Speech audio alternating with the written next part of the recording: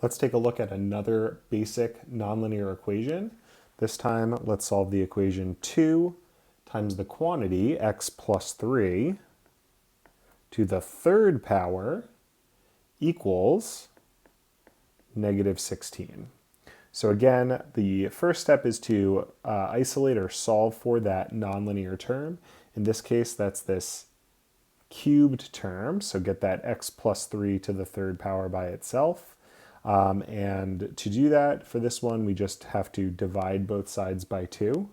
So we've got x plus 3 to the third equals negative 16 divided by 2 is negative 8. Once we've isolated that nonlinear term, we can sort of, again, undo the nonlinear operation. And when our operation is cubing, raising to the third power, we undo that by taking a cube root of both sides. And so that looks like this. Equals the cube root, we put our little 3 there, of negative 8. Now you may recall when we solved the equation by taking a square root earlier, we had to introduce a plus or minus. We had 2 solutions to that.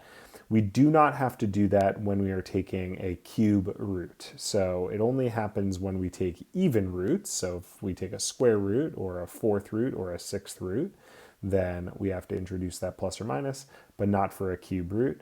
The other thing is when we take cube roots, we are in the clear taking a cube root of a negative number. If we were to take a square root or a fourth root or any even root of a negative, then that would tell us that we have no real solution. So that is not true for cube roots or odd roots, but it is true for even roots. But we're okay here because it's a cube root.